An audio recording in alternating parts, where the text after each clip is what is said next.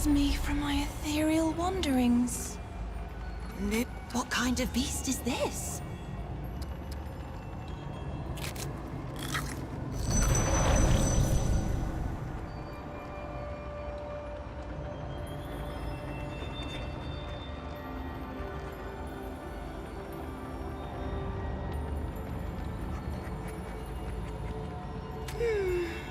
Paxel Tech. I can share my wanderings with you, but first, I seek the knowing, the truth of nature held within your ark. You want to answer? So I will ask. Answer these questions true, sweet beast, so that your ark may be known and your eye may open. And do choose wisely. Answer from your heart.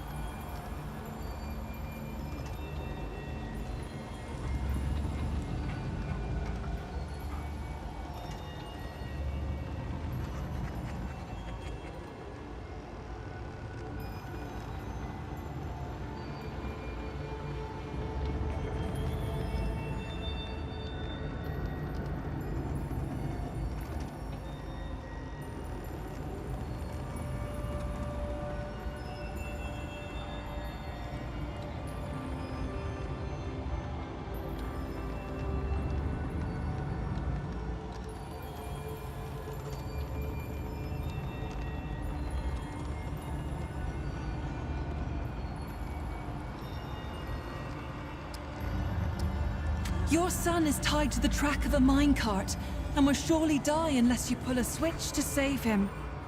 However, he pleads with you not to pull the switch, for his daughter, your granddaughter, is tied to the other track. Do you save your son or your granddaughter?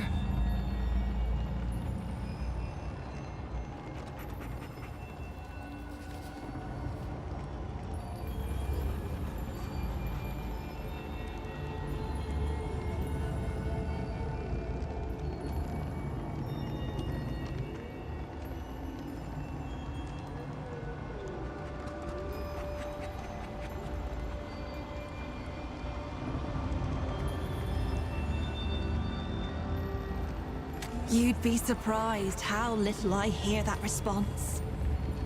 You lead a mountain expedition that is stranded in the lofty reaches. Your retinue includes a family of 6 with an inherited nutrient deficiency.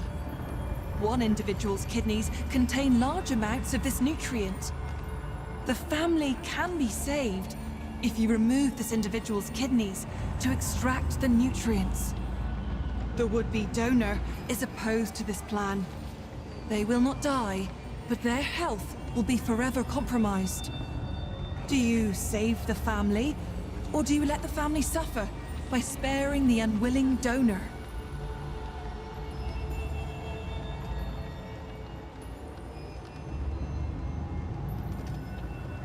Now let me think. Oh yes! You and your youngest kin often go hunting, but the younger has never felled a mark. One day, a magnificent beast appears, and they cannot tell whose shot struck true. You know that their shot flew into the bushes while yours found the beast's heart, but out of pity, you tell them that they struck the killing blow. Upon your return to town, Your kin proudly claims the kill and is offered a job by the town butcher.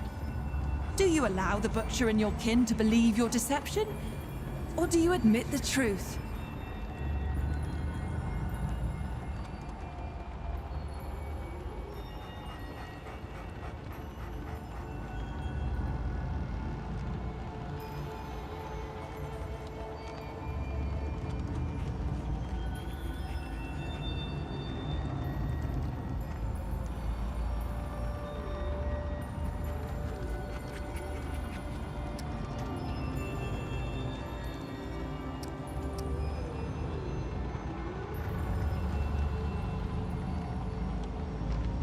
Well done. A powerful god conscripts you into their service and offers you a choice. You may rule the underworld and never return to the living, or you may serve at the god's pleasure in the mortal realm. Serve above, or rule below. What say you, sweet beast?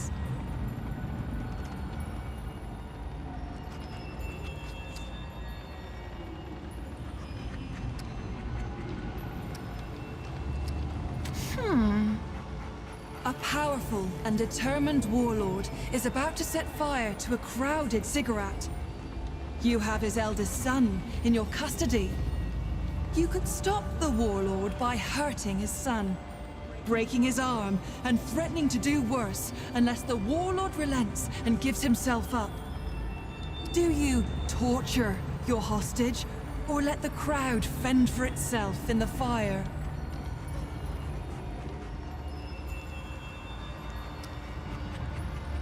Fascinating. You have chosen your path, sweet beast. Your heart is true. May the power of the doe's eye free you from your incarnate shackles.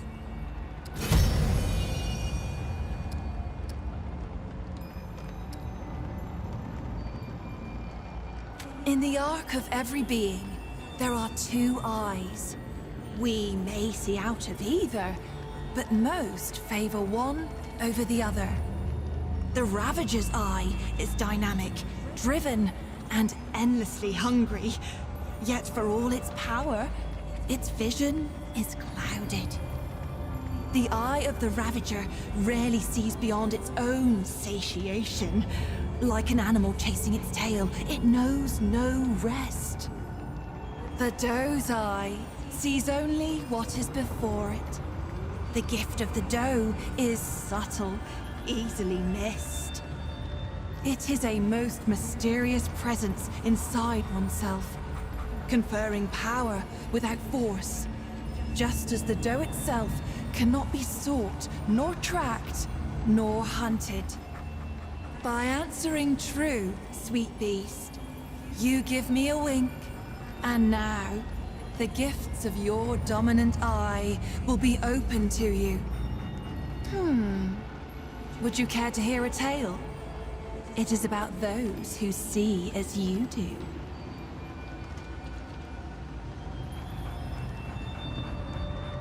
I will tell you of Ramaril, the servant child of the Vaunt. I found Ramaril as a babe, large and angry as only a hungry babe can be. Nothing became of him, as it happened. He grew from a great, crying babe to a great, quiet Pan. He served without word or complaint. None knew his name, for though one might thank the creator of a meal or a washroom, who even considers the child who merely cleans up after?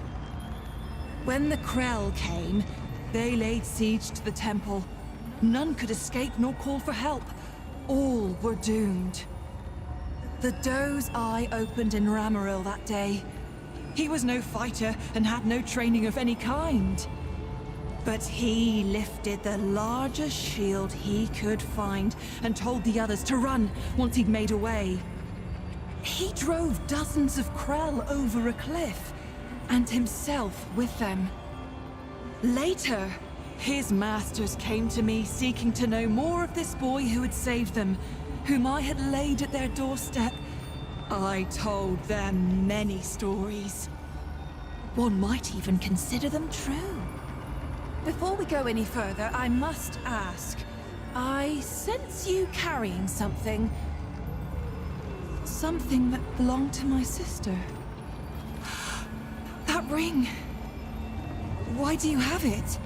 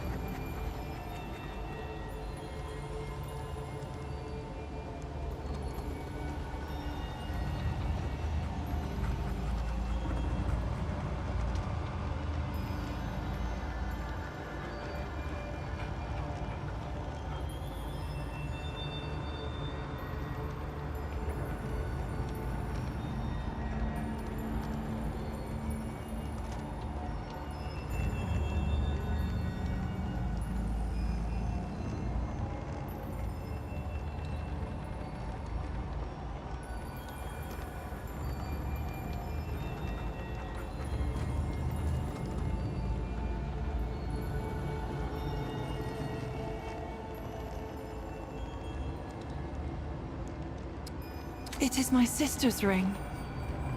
This can only mean one thing. You killed her.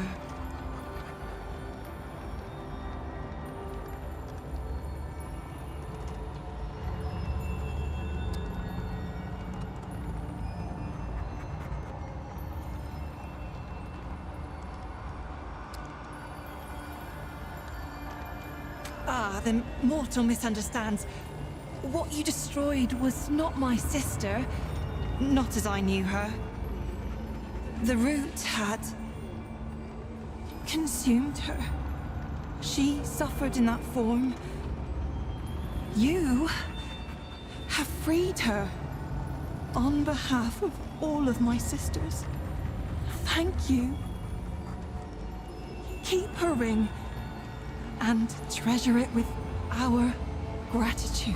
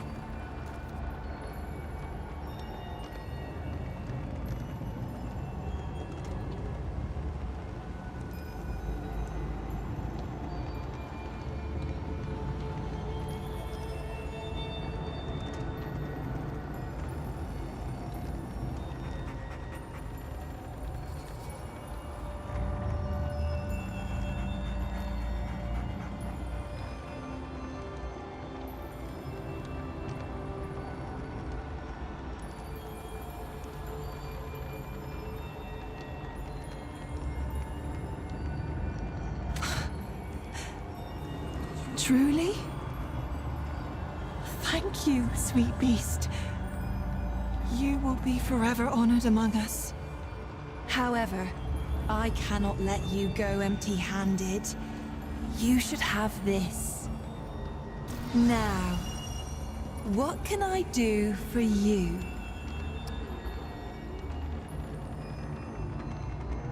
You stand before Mydra, spirit of the natural world, daughter of stem and stream. My sisters and I are the glorious weavers of all wild beauty. When Mountain, Spring and sturdy tree trunk take your breath, sweet beast. That is us. That is our blessing.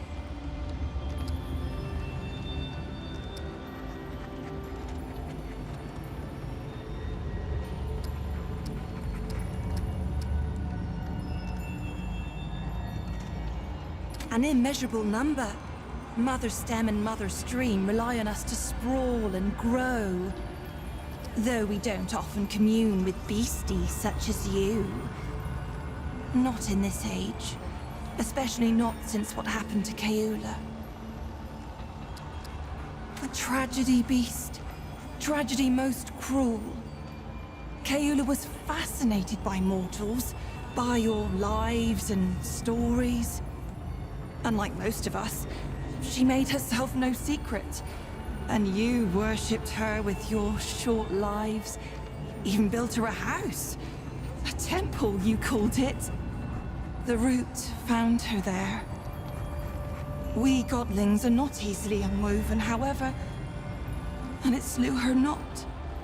But perhaps it would be better if it had. For what remains is no longer the sister I knew. But we hold happy thoughts. Regret only wastes one life with another. Is there something else we can talk about? By day, a dappled glade of emerald branch and golden leaf, carpeted by downy moss. By night, sweet beast, the trees bewitch the lost and inebriated. Or so it was before this age of extermination. How I long to return to play. This age, for me, holds only decay. May the doe's eye stay ever open, and your steps ever fleet. Might I be of assistance again? Farewell, sweet beast.